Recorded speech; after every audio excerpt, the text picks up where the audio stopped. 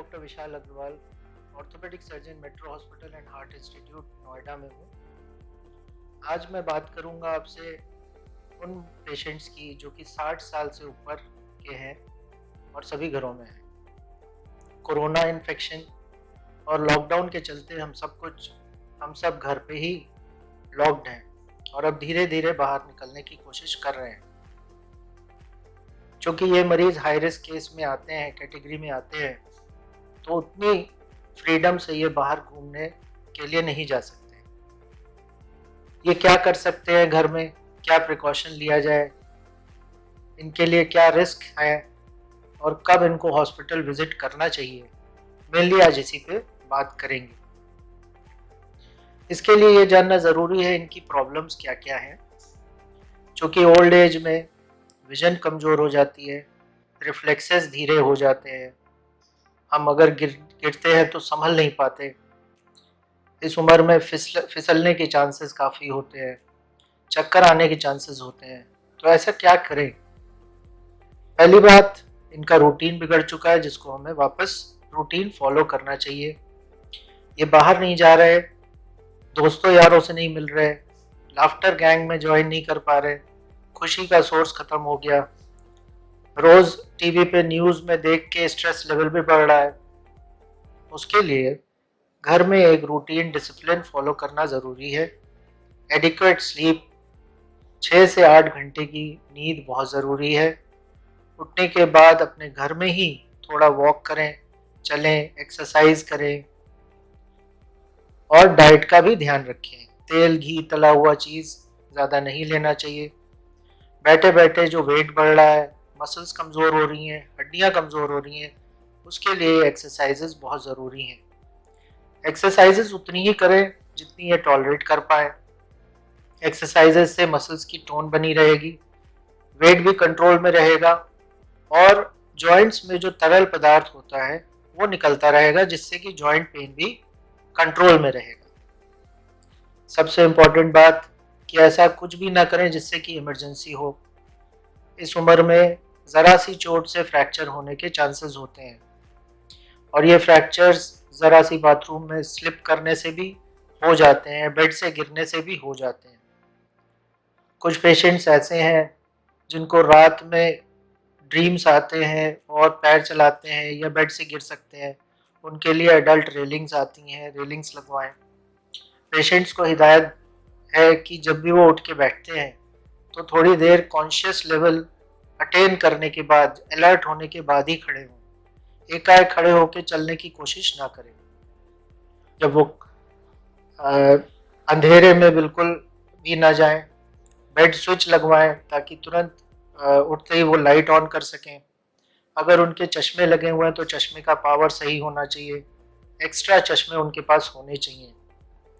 Bathroom में जहाँ फिसलन है, शावर का एरिया, पॉट का एरिया, रबर मैट जिसमें जाली होती है वो लगाना चाहिए ताकि पानी नीचे से ड्रेन हो सके और फिसलने का खतरा भी ना हो। इसी तरह पॉट वाली एरिया या शावर वाली एरिया में ग्रैब हैंडल्स होने चाहिए ताकि वो उसको पकड़ के सहारा ले सकें, पॉट से उठते समय उसके सहारे से उठ सकें और अगर कभी इनको लगे कि गिरने वाले हैं तो उसके सहारे से रुक जाएं, गिर ना जाएं।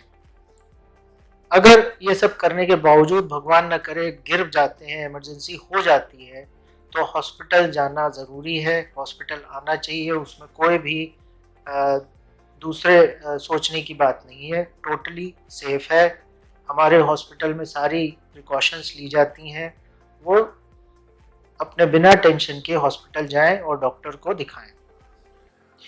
ये इसलिए भी ज़रूरी है क्योंकि इन सब मरीज़ों को हम बेड पे ज़्यादा दिन तक नहीं रख सकते। बेड पे रखने के अपने नुकसान हैं, बेड सोर होना, यूरिन में इन्फेक्शन होना, पेट में इन्फेक्शन, छाती में इन्फेक्शन और भी तमाम नुकसान हैं। तो हॉस्पिटल जाएं, डॉक्टर से सलाह लें और जो भी ज़रूरी काम या परामर्श है वो ज़रूर लें। जिन मरीज़ों का पुराने कोई बीमारी जैसे कि गठियाबाई या गाउट, यूरिक एसिड बढ़ा होने से जो दवाइयाँ चल रही हैं वो मिस ना करें, रेगुलर स्टॉक मेंटेन करें और उसको लेते रहें। पेन किलर ले सकते हैं, कभी कभार ले सकते हैं, रोज़ ना लें, बहुत लंबे समय तक ना लें। और किडनी पेशेंट्स बिल्कुल ना लें बिना डॉक्टर के परामर्श के। जिन पेशेंट्स को जो घर में बंद हैं, बहुत ज़रूरी है सनलाइट। सनलाइट में लाइट इम्पॉर्टेंट है, हीट इम्पॉर्टेंट नहीं है। अगर वो रोज़ ऐसी जगह बालकनी में या कहीं और वहाँ पे कम कपड़े पहन के बैठ सकते हैं 15 से 20 मिनट, तो अगर sunlight upper part of body, face, arms पे 15 से 20 मिनट पड़ती है तो उस दिन की रिक्वायरमेंट पूरी हो जाती है। तो बहुत ही ज़रूरी है कि सनलाइट लें, क्योंकि जो लोग घरों में बंद हैं शायद उनको पूरी सनलाइट ना मिल रही हो, विटामिन डी कम होता है उससे और फिर हड्डियाँ और मसल्स कमज़ोर होती हैं। स्ट्रेस लेवल इतना ज़्यादा बढ़ गया है, चूँकि ये हाई रिस्क पॉपुलेशन है और रोज़ न्यूज़ में सुनते हैं तो स्ट्रेस लेवल भी बढ़ जाता है। दूसरा कारण, दोस्तों से बात नहीं हो पाती, अपना रेगुलर रूटीन फॉलो नहीं हो पाता, उसके लिए दोस्तों से ऑडियो कॉल या वीडियो कॉल भी किया जा सकता है। वो बहुत ज़रूरी है। अपने घर में हॉबीज़ बनाएँ, अपने बच्चों के साथ खेलें, जिससे कि मन खुश हो। ये बहुत ही इम्पोर्टेंट है साइकोपैथिक या न्यूरोजेनिक पेन के लिए। अब ऐसे कुछ मरीज़ जिनको कि जोड़ों का दर्द है, लेकिन टॉलरेबल है, जो उनकी पुरानी दवाइयाँ चल रही हैं उससे वो कंट्रोल में है, बहुत ज़्यादा नहीं बढ़ रहा, वो अपनी दवाइयाँ कंटिन्यू कर सकते हैं। ऑइंटमेंट, पेन किलर ऑइंटमेंट लगाया जा सकता है, गरम ठंडे की सिकाई की जा सकती है, रेगुलर एक्सरसाइजेज जैसे मैंने बताई उससे मसल स्ट्रांग रहेगी, जॉइंट फ्लेक्सिबिलिटी बनी रहेगी, वो भी इम्पॉर्टेंट है।